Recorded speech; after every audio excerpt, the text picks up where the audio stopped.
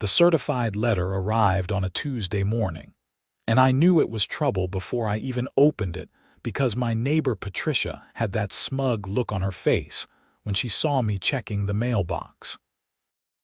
I am Ethan Foster, owner of Foster Propane Services, and I have been living in the Meadowbrook Estates development in central Pennsylvania for the past 8 years.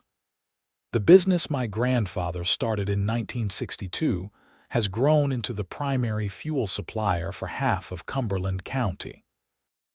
We service over 3,000 residential customers, 200 commercial accounts, and about 40 farms scattered across the rolling hills between Carlisle and Mechanicsburg. The irony of what was about to unfold would not become clear to me until much later. The letter was from the Meadowbrook Estates Homeowners Association, specifically from the HOA president, a woman named Barbara Whitmore. Barbara was 52 years old, divorced, and had apparently decided that her life's purpose was to make everyone else in the neighborhood as miserable as she seemed to be. I had heard stories about her forcing the Hendersons to repaint their shutters 3 times because the shade of gray was not approved, and she had personally campaigned to get Jim Morrison's basketball hoop removed because it was supposedly 2 inches over the height restriction. I tore open the envelope and read the letter standing right there at the mailbox. The words seemed to jump off the page at me.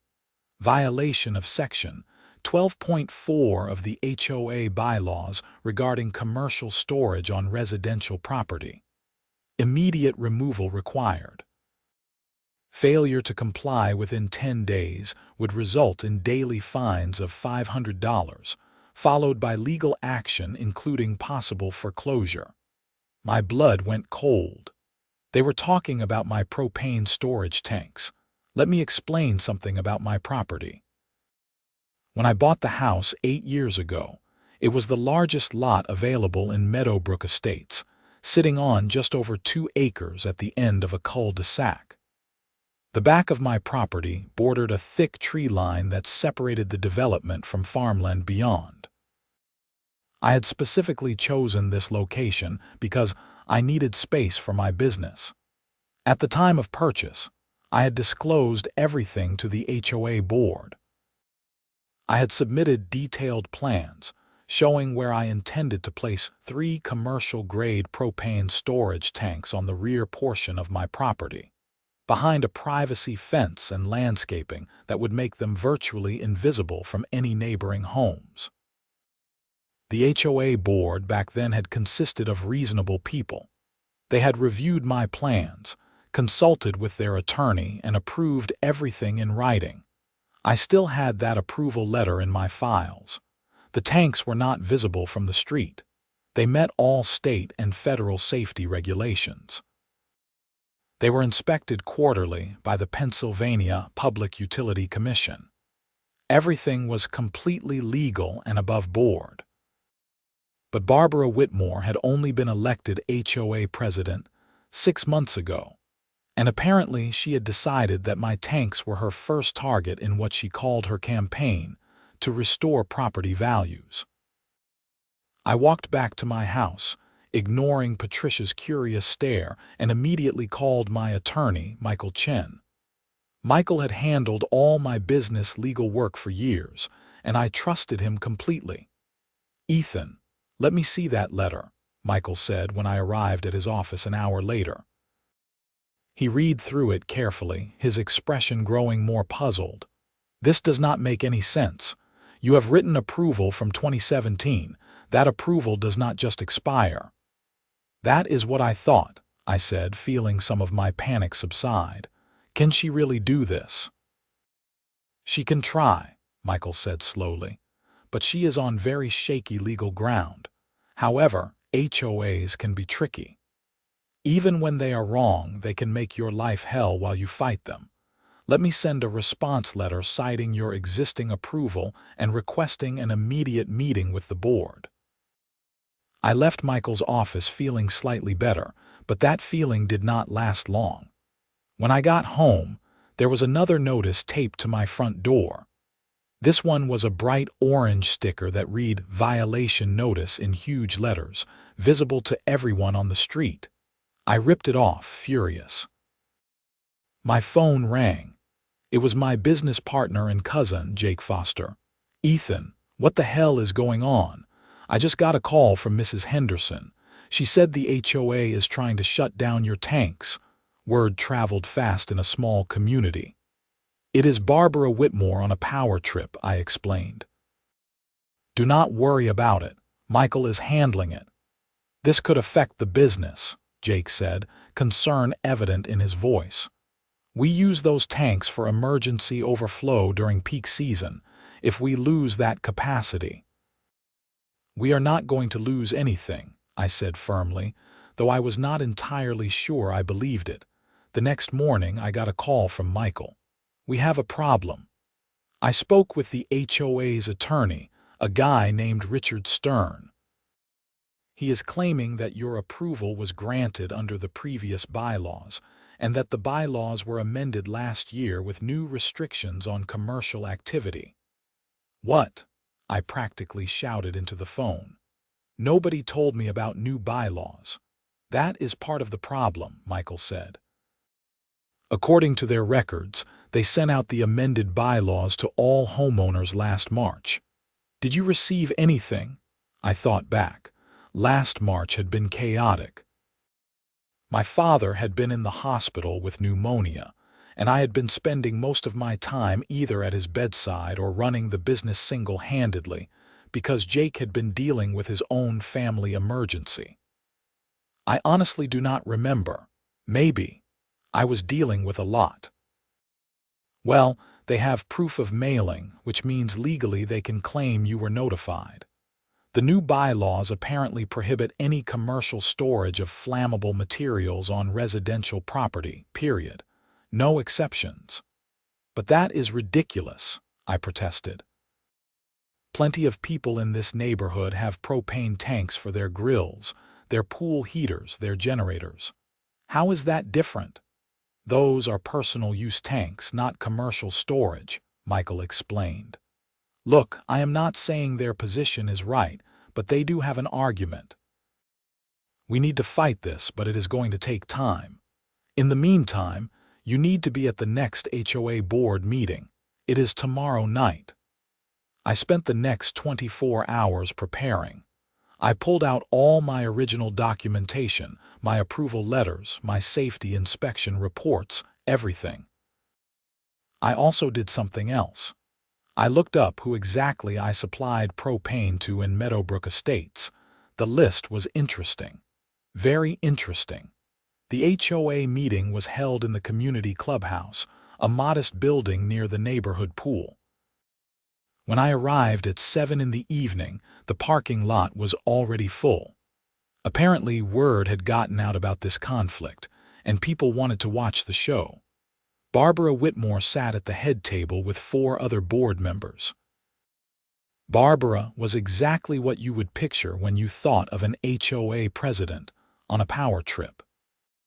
She had short blonde hair styled in that specific way that required weekly salon visits, wore too much makeup, and had the kind of fake smile that made you instinctively distrust whatever came out of her mouth. She was dressed like she was attending a corporate board meeting rather than a neighborhood HOA gathering, complete with a blazer and pearls.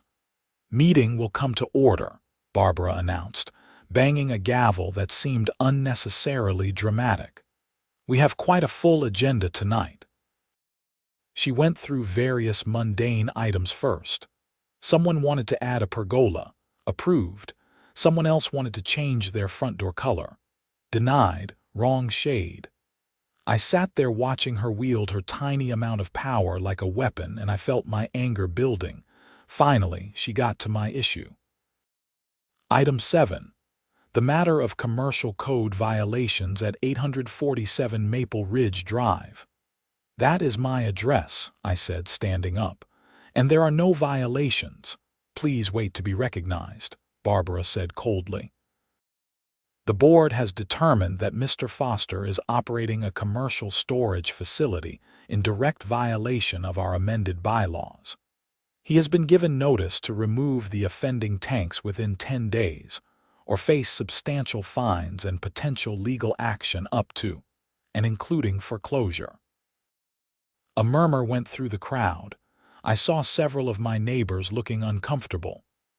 "I have written approval from this board," I said loudly, not waiting to be recognized. "From 2017. I disclosed everything when I bought the property. Everything is legal and meets all safety regulations." "That approval was granted under the old bylaws," Barbara said, her voice taking on a lecturing tone. "The new bylaws, which were properly adopted and distributed to all homeowners, clearly prohibit commercial storage of flammable materials. This is not personal, Mr. Foster. This is about maintaining our community standards and protecting property values." "Can I speak?" I asked. Barbara looked like she wanted to refuse, but too many people were watching. "You have 3 minutes." I walked to the front of the room, carrying my folder of documents. "First, those tanks are not visible from anywhere except my own property. They are behind a fence and landscaping. They do not affect anyone's property values. Second, they are inspected quarterly by the state. They meet every safety regulation. Third, I had explicit written approval from this board. You cannot just change the rules and retroactively punish people." "The bylaws were properly amended," Barbara interrupted. "You had notice. You could have objected during the comment period." "I was dealing with a family medical emergency," I shot back. "And let me ask you something, Barbara. Where do you get your propane from?" She blinked, caught off guard by the question. "I do not see how that is relevant. Humor me. Where does your propane come from? You have a backup generator, do not you? I have seen it." "I suppose from Foster Propane," she admitted reluctantly.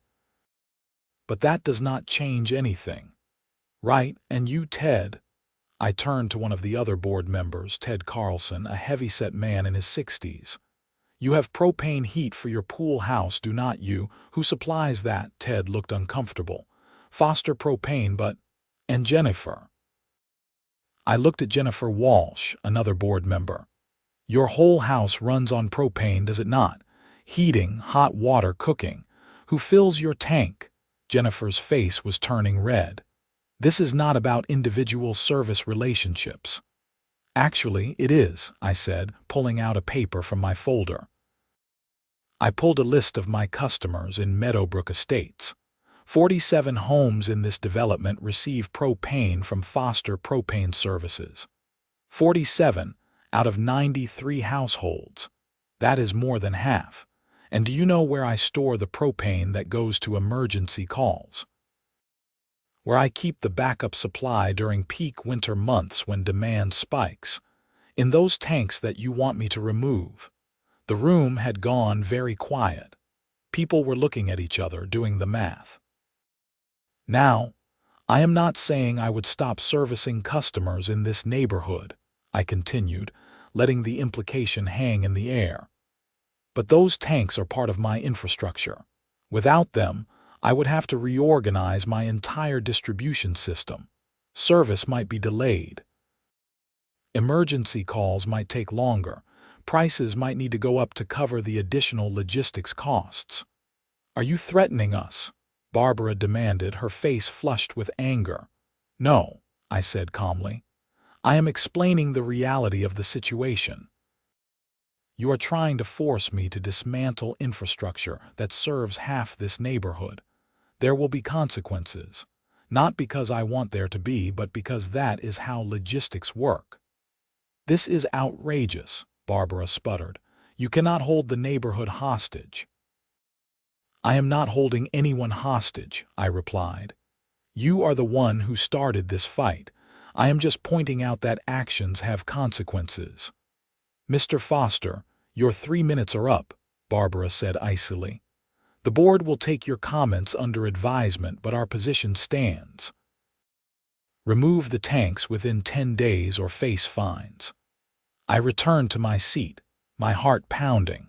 I had probably just made things worse, but I was not going to roll over for Barbara Whitmore's power trip.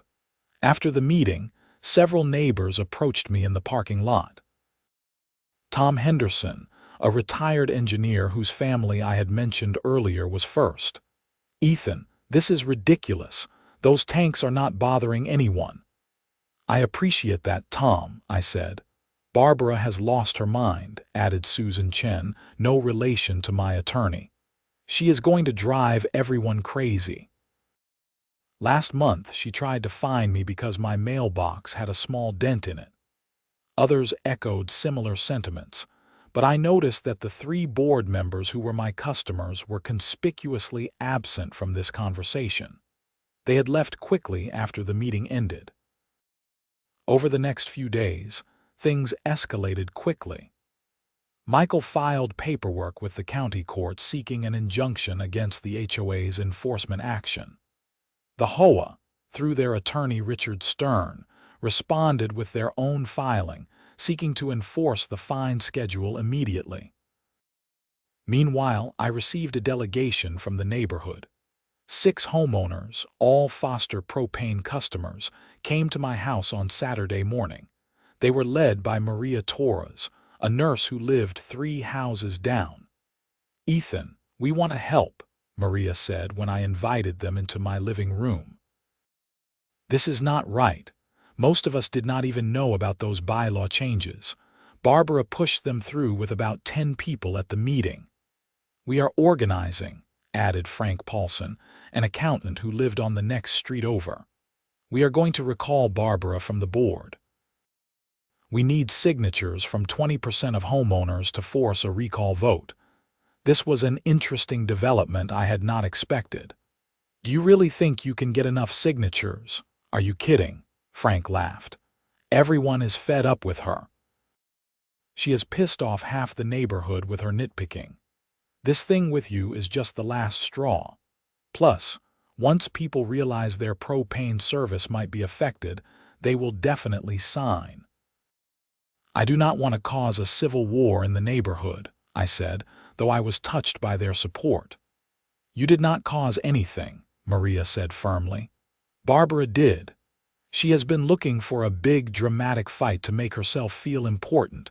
She picked the wrong target." They were true to their word.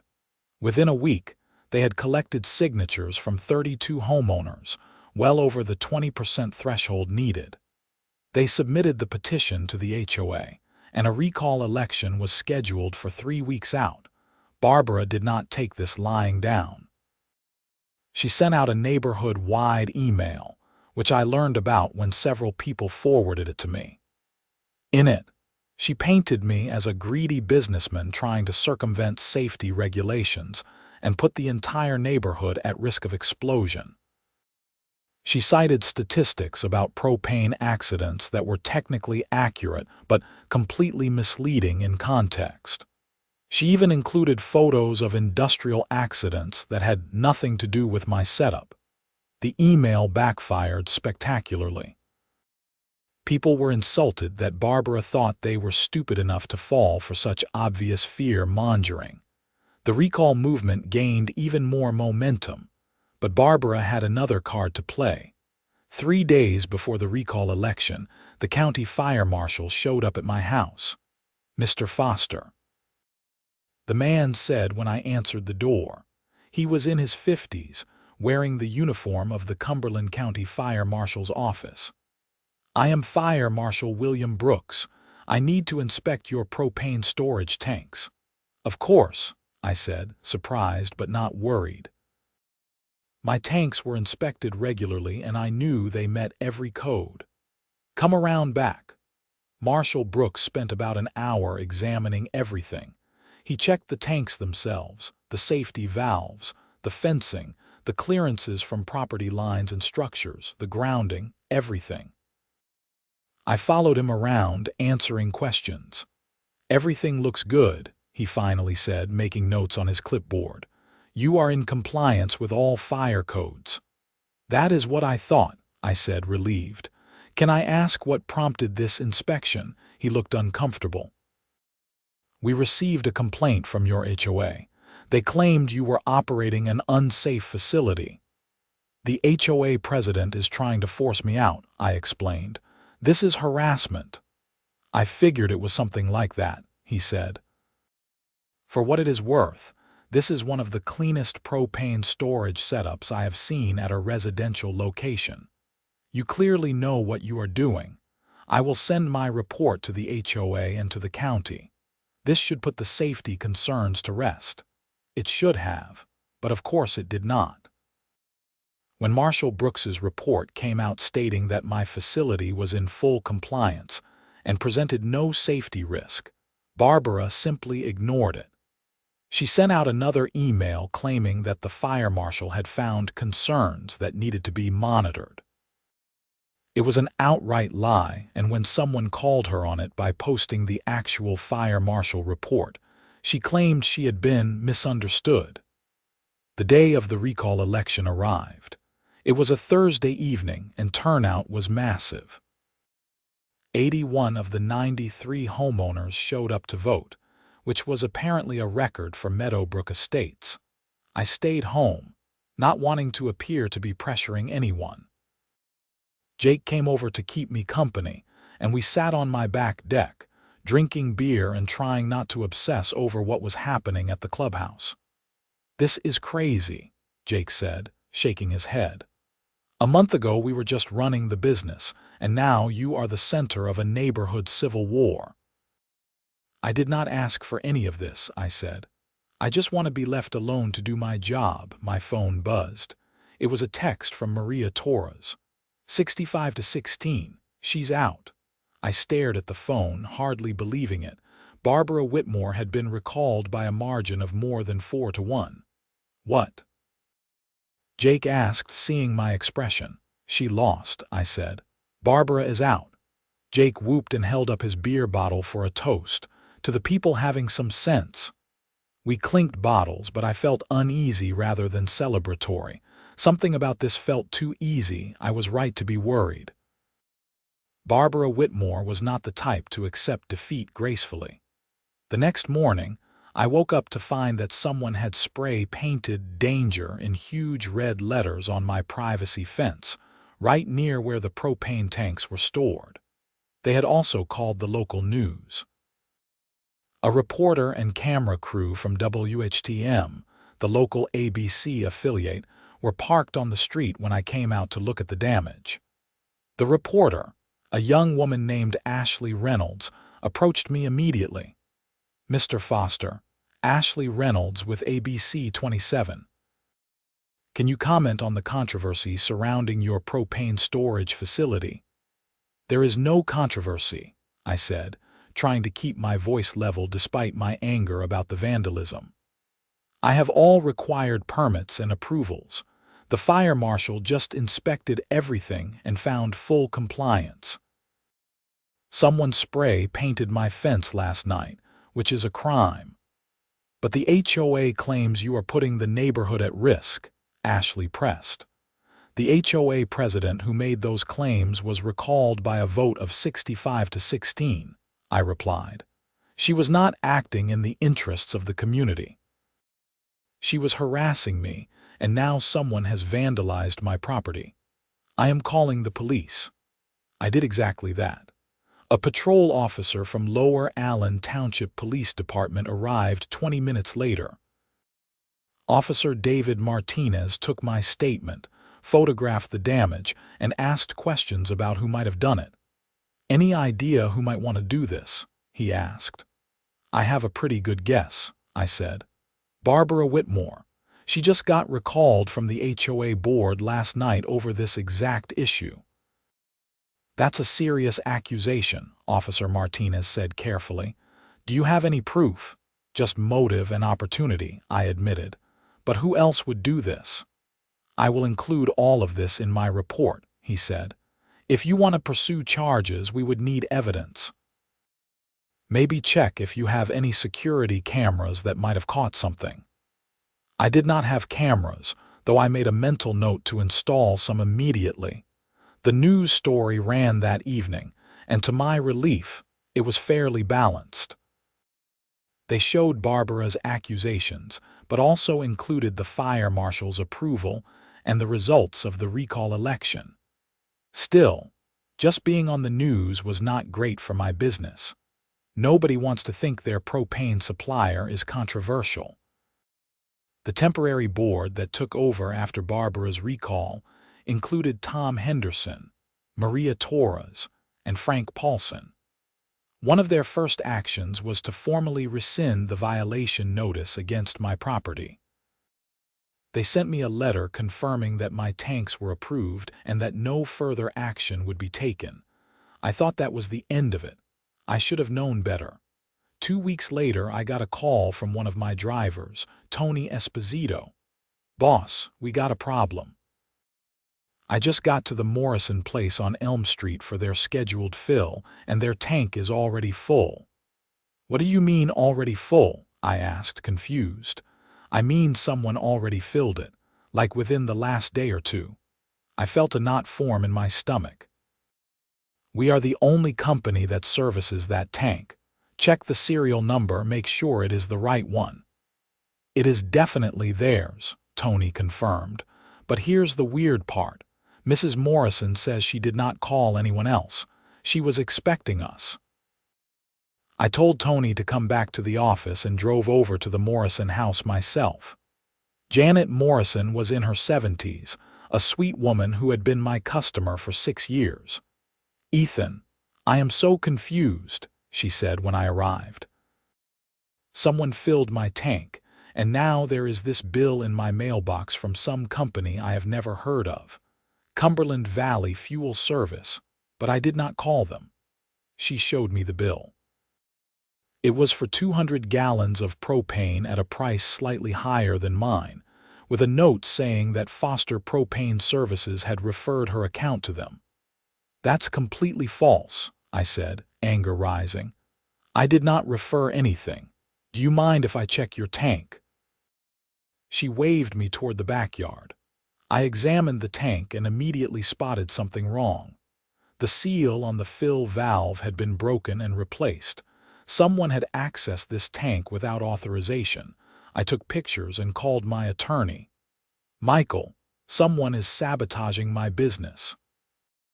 Over the next 3 days, it happened to 8 more of my customers in Meadowbrook Estates. Someone was going to my customers' homes and filling their tanks without authorization, then billing them through this Cumberland Valley Fuel Service Company. Every time, they claimed Foster Propane had referred the account. I had never heard of Cumberland Valley Fuel Service.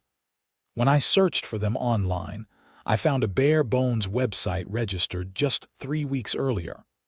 The business address was a P.O. box. Michael advised me to call the police again. This was commercial sabotage at minimum, possibly fraud. Officer Martinez came out again, this time with a detective, Detective Sarah Mills. She was in her 40s, sharp-eyed and no nonsense. "Walk me through this," she said, taking notes. I explained everything, starting with Barbara Whitmore's initial violation notice and ending with the current situation with the unauthorized tank fills. "You think this Whitmore woman is behind the fake fuel company?" Detective Mills asked. "I do not know," I admitted. "But the timing is suspicious. This only started after she got recalled." "Give me a few days," the detective said. "Let me do some digging." While Detective Mills investigated, I had to deal with the practical problems. 8 of my customers had been billed by this fake company, and even though they had not authorized the service, the propane was in their tanks. I could not just pump it out. I told each of them not to pay the fake bill and that I would handle the situation. I also sent a message to all my Meadowbrook customers warning them about the scam. Jake and I also decided to stake out the neighborhood at night. If someone was accessing tanks after dark, we wanted to catch them. On the 3rd night of our stakeout, at about 2 in the morning, we got lucky. Jake was parked on Elm Street while I was on Maple Ridge. He called me, whispering urgently, "I've got a truck, no company markings. It is pulling up to the Henderson house." I drove over as quickly as I could without using my headlights. When I got there, Jake was out of his vehicle, confronting two men who were attaching a hose to the Henderson's propane tank. "What the hell do you think you are doing?" Jake was saying loudly. One of the men, a big guy in his 30s wearing all black, stepped toward Jake aggressively. "This is none of your business. This is my customer's tank," Jake said, pulling out his phone. "I am calling the police." The big guy made a grab for Jake's phone. That was a mistake. Jake had played defensive line for Penn State back in the day, and he was still solid. He pushed the guy back hard, and the man stumbled. I jumped out of my truck. "Police are on the way." I was bluffing, but they did not know that. The two men ran for their truck and sped off. Jake managed to get a picture of the license plate with his phone before they disappeared around the corner. We immediately called the real police. Officer Martinez and Detective Mills arrived within 15 minutes. "Did you get a plate number?" Detective Mills asked. Jake showed her the photo. "Right there." She radioed it in, and we could hear the response come back minutes later. "Truck is registered to Stern Properties LLC." That name rang a bell. "Stern," I said slowly. "Richard Stern is the HOA's attorney." Detective Mills looked very interested. "Tell me more about that." I explained Richard Stern's role in the HOA's case against me. Detective Mills made some calls, and over the next few hours, a picture began to emerge. Stern Properties LLC was owned by Richard Stern, the HOA attorney. Cumberland Valley Fuel Service had been registered by Stern's paralegal. The two men we had caught trying to fill the Henderson's tank had records. One had been arrested for theft before, and both had connections to Stern through previous legal cases he had handled. By dawn, Detective Mills had enough for a warrant. She called me around 8 in the morning. "We are bringing in Stern and some others for questioning. I need you to come down to the station and make a formal statement." I spent 3 hours at the Lower Allen Township Police Station going through everything in detail. Michael met me there to make sure I did not inadvertently say anything that might cause me legal problems. By early afternoon, the story was coming together. Richard Stern had seen an opportunity when Barbara Whitmore approached him about the HOA case. He had decided to try to sabotage my business, figuring that if I lost enough customers, I might be forced to sell. He had set up the fake fuel company planning to steal my customer base, starting with Meadowbrook Estates and eventually expanding throughout the county. Barbara Whitmore had not been directly involved in the fake fuel company scheme, but she had been coordinating with Stern. Detective Mills found emails between them discussing how to force me out of business. Barbara had been the one who spray painted my fence, which her doorbell camera ironically captured when she returned home that night still carrying the spray paint can. Both Barbara and Richard Stern were arrested. Stern was charged with commercial sabotage, fraud, criminal trespass, and conspiracy. Barbara was charged with vandalism, harassment, and as an accessory to some of Stern's crimes due to their coordination. The two men who had actually been filling tanks were also arrested. The news coverage was extensive. The story had everything: an HOA power trip, attempted business sabotage, and a conspiracy between a vindictive board president and her attorney. I gave interviews to several outlets, and public opinion was overwhelmingly in my favor. The fallout continued for weeks. The Pennsylvania Attorney General's office got involved because the fake fuel company had also targeted customers outside of Meadowbrook Estates.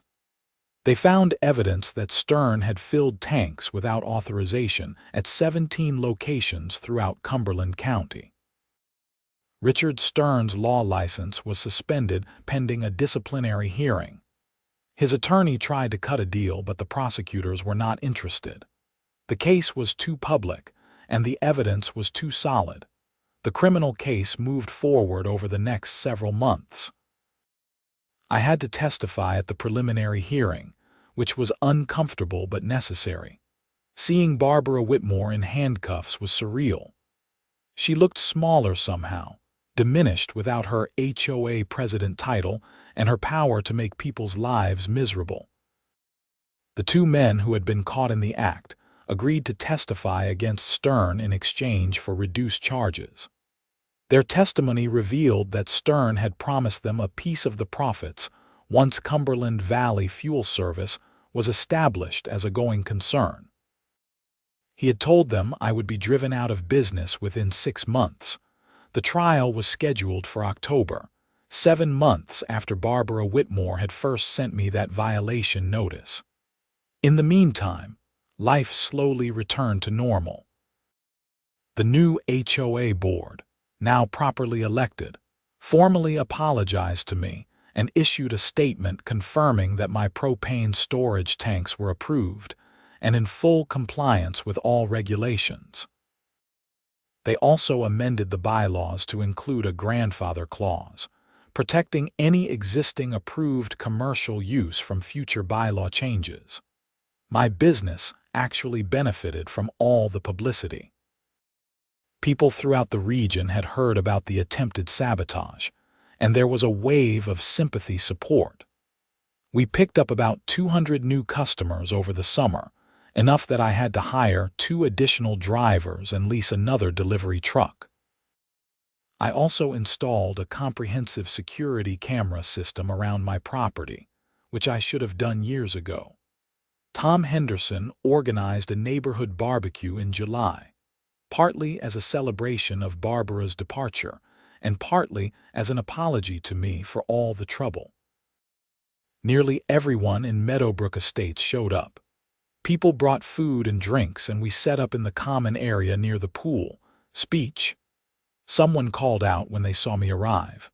I laughed and waved them off, but people started chanting until I finally climbed up on one of the picnic tables.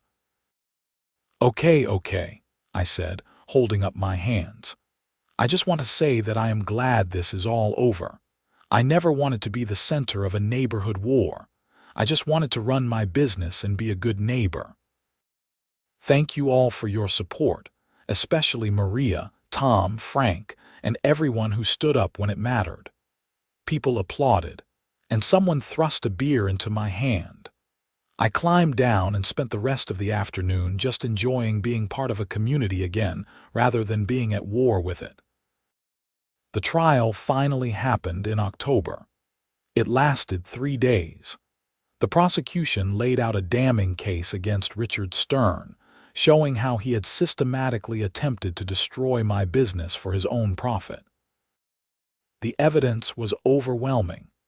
Emails, text messages, financial records showing the setup of Cumberland Valley Fuel Service, testimony from the 2 men he had hired. Barbara Whitmore had already taken a plea deal, agreeing to testify against Stern in exchange for reduced charges. Watching her on the stand was fascinating.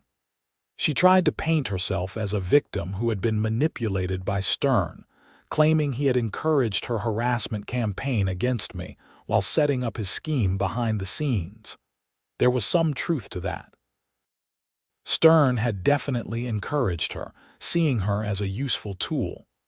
But Barbara had been a willing participant, and the jury could see through her attempts to dodge responsibility. The verdict came back on the 3rd day, guilty on all counts. Richard Stern was sentenced to 4 years in prison and ordered to pay restitution to me, and to the other customers his fake company had defrauded. His law license was permanently revoked. The 2 men who had worked for him got probation and community service in exchange for their cooperation. Barbara Whitmore, having taken the plea deal, received 2 years probation, 300 hours of community service, and a permanent restraining order preventing her from contacting me. She also had to pay for repairing my fence and compensate me for some of my legal expenses. I heard through the neighborhood grapevine that Barbara sold her house and moved out of state, probably to escape the embarrassment. Good riddance. As for me, Foster Propane services continued to grow. By the end of that year, we were servicing over 3,500 customers. I bought the adjacent lot to my property when it came up for sale, giving me even more space and eliminating any future concerns about property boundaries. I also got more involved in the HOA, not as a board member but as a regular participant in meetings. I figured I owed it to the community to stay engaged. The new board was reasonable and focused on actual community concerns rather than power trips and petty enforcement. Jake and I talked about expanding the business further, maybe opening a second location in the southern part of the county. The attempted sabotage had actually raised our profile, and we had more demand than we could easily handle. One evening in December, about 10 months after that first violation letter arrived, I was sitting on my back deck, despite the cold. The propane tank stood behind their privacy fence, quietly doing their job. They had nearly cost me everything, but in the end, they had proven what I had known all along. I was providing an essential service to my community. My phone rang. It was Maria Torres. "Ethan, I just wanted to let you know that the HOA just voted to name the street leading to your house Foster Lane. It was unanimous. We wanted to do something to recognize what you went through and to acknowledge your contribution to the community." I was genuinely touched. "That is really not necessary." "Maybe not, but we want to do it anyway," Maria said. "The sign will go up next week." After we hung up, I sat there thinking about everything that had happened. A year ago, I had been just a guy running a business, living quietly in what seemed like a nice neighborhood. Then Barbara Whitmore had decided to make me a target, and everything had spiraled out of control. But in the end, the community had come through. People had stood up against bullying and harassment. Justice had been served. And I was still here, still supplying fuel to half the county, still living in my house with my tanks safely stored in the back. I went inside and poured myself a glass of whiskey, a rare indulgence. I raised the glass toward the general direction of the tanks. "To propane," I said aloud, then laughed at myself for talking to my fuel tanks. But really, the story was not about propane at all. It was about standing your ground when someone tries to abuse whatever tiny bit of power they have. It was about communities coming together when it matters. And it was about the simple fact that sometimes the person you decide to target turns out to be the wrong person to mess with. Barbara Whitmore had thought she could bully me out of my home because she did not like my tanks. She had not stopped to think about why those tanks were there or who depended on them. She had just seen an opportunity to flex her authority. Richard Stern had seen what he thought was a vulnerable target and an opportunity for profit. He had not counted on getting caught or on the community rallying against him. They had both learned an expensive lesson about making assumptions and underestimating people. The next morning, I got up early as usual and headed to the office. Tony and the other drivers were already there, prepping the trucks for the day's deliveries. Jake was in his office, going over route schedules. "Morning, boss," Tony called out. "We still on for that new tank installation out in Mechanicsburg?" "Yeah, 10 o'clock, I confirmed." "I will meet you out there." Just another day in the propane business. Just another day supplying fuel to half the county from my modest facility behind my house in Meadowbrook Estates, where the street would soon be called Foster Lane. I had started this mess by storing propane on my property. I was ending it the same way. Except now everyone understood exactly why those tanks mattered and exactly what would have been lost if Barbara Whitmore had gotten her way. The story could have ended there, but there was one more chapter to this saga. 3 months later, in March, I got a call from a reporter at the Harrisburg Patriot News. They were doing a feature story about small businesses that had overcome adversity, and they wanted to profile Foster Propane Services. I agreed to the interview, and the resulting article was published on the front page of the business section. It detailed the entire story from beginning to end, including interviews with several of my customers who talked about how reliable our service was and how the community had rallied to support us. The article caught the attention of a regional industry association, and they gave Foster Propane Services their Small Business Excellence Award at a ceremony in April. Jake and I drove up to State College for the event, and I gave a short acceptance speech about perseverance and community support. What I did not mention in the speech was that we had just signed a major contract with a commercial developer to supply propane to a new industrial park being built outside Carlisle. It was the biggest contract in our company's history, worth over $2 million over 5 years. The business my grandfather had started in 1962 was now positioned for expansion beyond anything our family had imagined. And it had all been nearly destroyed by one vindictive HOA president who could not stand the sight of propane tanks behind a privacy fence. The security camera system I had installed proved useful one more time. In May, we caught someone trying to vandalize the tanks again. The police arrested a 24-year-old man who turned out to be Barbara Whitmore's nephew. He claimed he was acting alone, trying to get revenge for his aunt's arrest and conviction. He was charged with attempted vandalism and criminal trespass. The case was still pending, but my attorney assured me it would result in a conviction. The video evidence was clear. I wondered if Barbara had put him up to it, but there was no evidence of that. She was still on probation in whatever state she had fled to, and violating the restraining order would land her in jail. Summer came around again, bringing the annual neighborhood barbecue. This time it was even bigger, with the new Foster Lane Street sign prominently displayed. Someone had even made a cake decorated with a propane tank, which I found hilarious. "You are famous now," Jake teased me as we stood near the grill. "The guy who took on the HOA and won." "I did not want to be famous," I replied. "I just wanted to be left alone." "Too late for that," he said, gesturing at the crowd of neighbors who kept coming over to chat and congratulate me on the business award. But he was right, and I was okay with it.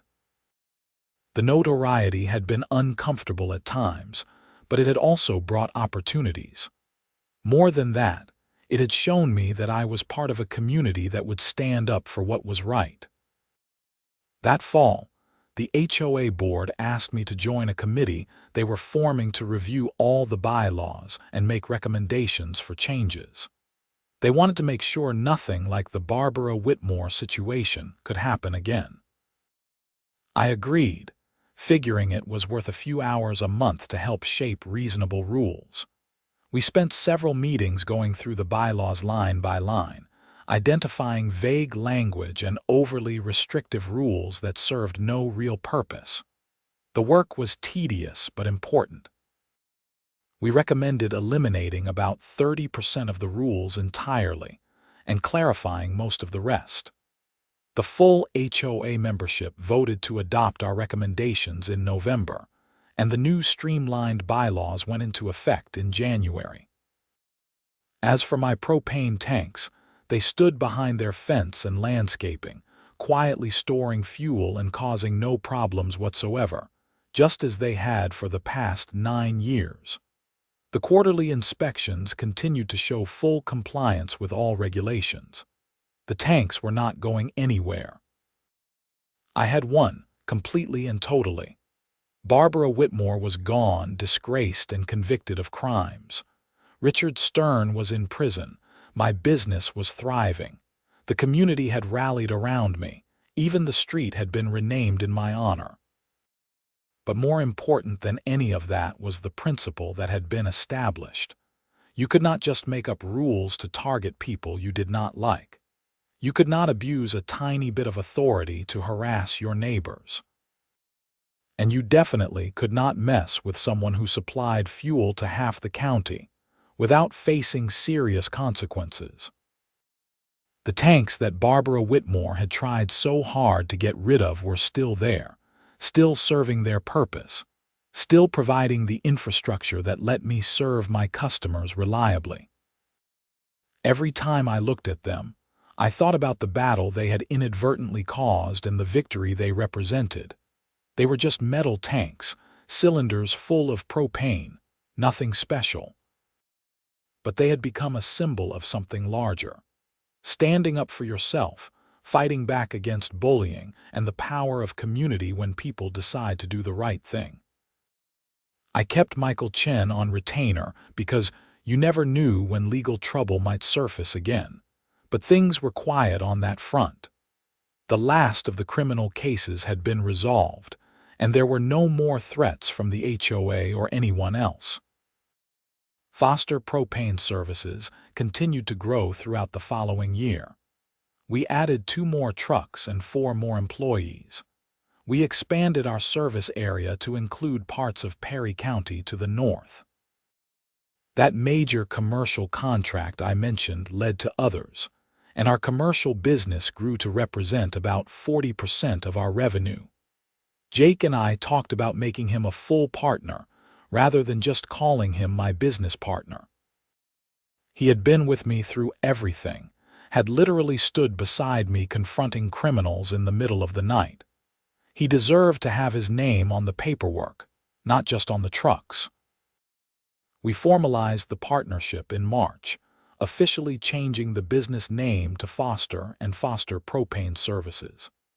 My grandfather would have been proud to see the family business thriving and expanding into the next generation. The propane tanks behind my house got their usual quarterly inspection in April, and as always, everything checked out perfectly. The inspector, a guy named Carl who had been doing these inspections for years, shook his head as he finished his paperwork. "You know, Ethan, I heard about all that trouble you had with your HOA. Craziest thing I ever heard. These tanks are perfect, safer than 90% of what I inspect." "That is what I kept trying to tell people," I said. "Some people just need something to complain about," Carl said, handing me the compliance certificate. "Anyway, you are good for another 3 months. See you in July." Life had returned to normal, or rather, to a new normal where I was somewhat known in the community as the guy who had fought off an HOA attack, and won. It was not the reputation I would have chosen, but it beat being known as the guy who got driven out of his home by a power-hungry HOA president. I started dating someone I had met through the business, a woman named Emma Norton who worked in the accounting department of one of our commercial clients. She found the whole HOA story hilarious and said it showed character that I had fought back instead of just giving in. "You could have moved the tanks," she pointed out over dinner one night. "Found another location, but you stood on principle." "It was not just principle," I admitted. "Moving them would have been expensive and logistically complicated, but yeah, there was principle involved too. Nobody should be able to force you off your own property for no good reason." Emma and I continued seeing each other, and she became a regular presence at neighborhood events. People liked her, and she fit right into the Meadowbrook Estates community, which was now genuinely friendly rather than being secretly divided between Barbara Whitmore loyalists and everyone else. The business milestone came in August when we serviced our 5,000th customer. Jake and I had a small celebration at the office, bringing in pizza and beer for all the employees. 5,000 customers represented about 15% of all propane users in Cumberland County. We were legitimately a major regional business now. Your grandfather would be amazed, Jake said, raising his beer bottle. He started with one truck and a handshake. Now look at us. He would probably tell us we were getting too big, I joked. He liked knowing every customer by name. We know most of them, Jake countered. Or at least the old ones. It was true. Despite the growth, we had maintained that personal touch that made Foster Propane services different from the big corporate suppliers. Our drivers knew the customers. We responded quickly to emergency calls. We still treated people right. That commitment to service was exactly why the community had rallied around me during the HOA fight. People knew I was not just some faceless corporation. I was their neighbor, the guy who made sure their propane was delivered on time, who showed up in the middle of winter storms to handle emergency calls. By the time the second anniversary of that first violation letter rolled around, the whole incident felt like ancient history. Barbara Whitmore was long gone.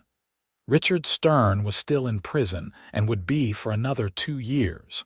The HOA was functioning normally under reasonable leadership.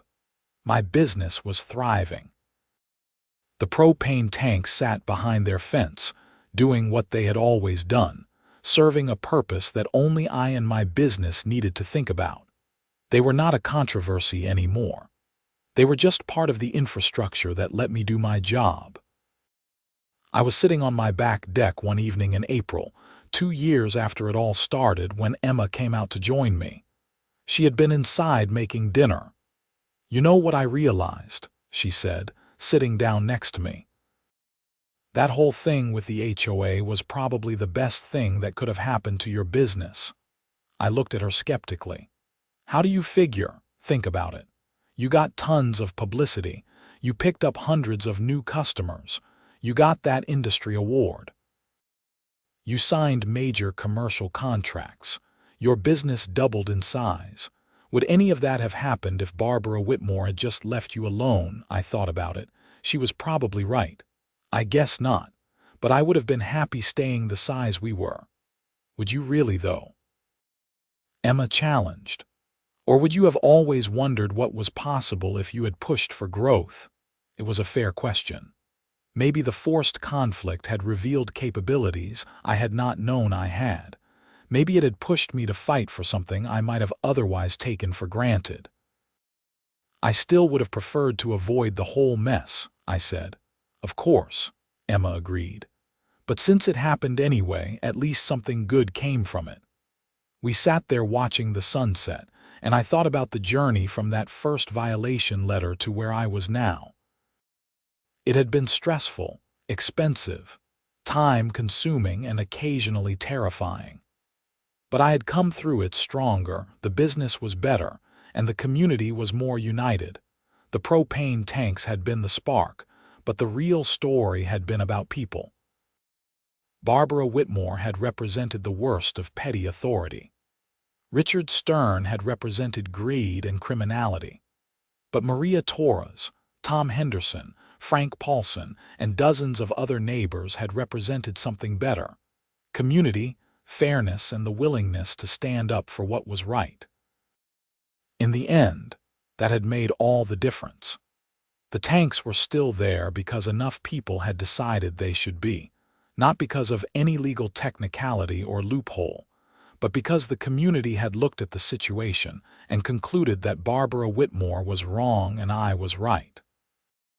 That was democracy at its smallest and most fundamental level. A neighborhood coming together to make a decision about how they wanted to live and who they wanted to be. The street sign reading Foster Lane would be there long after I was gone, a small marker of the time when the community had to decide what kind of place Meadowbrook Estates would be. They had made the right choice, and I would always be grateful for that. As the sun finished setting and Emma went back inside to check on dinner, I took one last look at the tanks behind their fence. They had caused so much trouble and represented so much conflict, but in the end, they were just tanks. Metal cylinders full of propane, serving a purpose, enabling me to do my job. Sometimes the most ordinary things become symbols of larger battles. These tanks had become that for me. They represented the fight against arbitrary authority, the importance of community, and the value of standing your ground when you know you are right. They were still there, still doing their job, still serving half the county. And that was exactly how it should be.